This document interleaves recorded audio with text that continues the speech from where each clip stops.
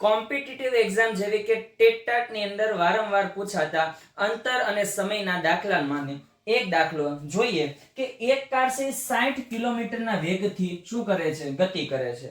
જો એના વેગમાં 10 કિલોમીટર પ્રતિ કલાકનો વધારો કરવામાં આવે ને તો જે અંતર કાપવાનો જે સમય લાગે છે એ સમયમાં 20 મિનિટનો શું થાય છે, ઘટાડો થાય છે. તો અંતર કેટલું હશે? જ્યારે આવી રીતનો દાખલો આપેલો હોય કે પેલા એટલો ઝડપ હતી પછી એમાં એટલી ઝડપનો વધારો કર્યો અથવા તો એટલી ઝડપનો ઘટાડો કર્યો અને સમયનો તફાવત આપેલો હોય ને અંતર શોધવાનું કે તો એની માટે એકદમ શોર્ટકટ માટેનું એક સૂત્ર છે કે ઝડપ 1 ગુણ્યા ઝડપ 2 ગુણ્યા સમયનો તફાવત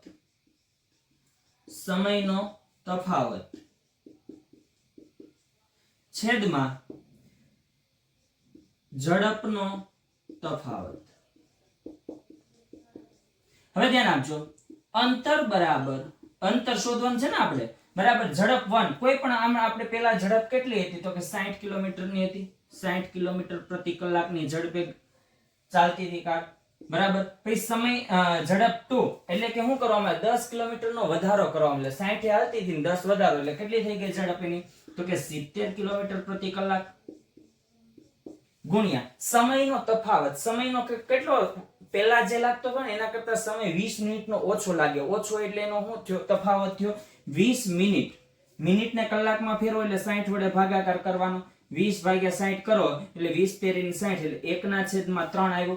એટલે કેમ કે આપણે મિનિટને કલાકમાં શું કામ ફેરવું કે આપણી ઝડપ બધી કેમાં છે, કલાકમાં છે. એટલે 1/3 કલાક છેદમાં ઝડપનો તફાવત પેલા ઝડપ 60 હતી પછી 70 કરી. ઝડપનો તફાવત કેટલો આવ્યો તો કે 10 કિલોમીટર પ્રતિ કલાક બરાબર.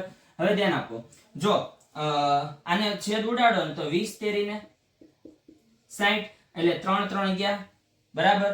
0 0 અહીંથી કેન્સલ થઈ ગયા તો વધ્યો કેટલું તો કે 2 ગુણ્યા 70 બરાબર કેટલા થાય 7 દૂ 14 તો 140 કિલોમીટરનું અંતર હશે બરાબર. આપણે શોધવાનું શું હતું કે કેટલું અંતર હશે કે જે પેલા 60 કિલોમીટરની સ્પીડે ચાલે ને પછી 70 કિલોમીટરની સ્પીડે ચાલે 20 મિનિટનો તફાવત આવે તો કેટલું અંતર હશે 140 કિલોમીટરનું અંતર હશે.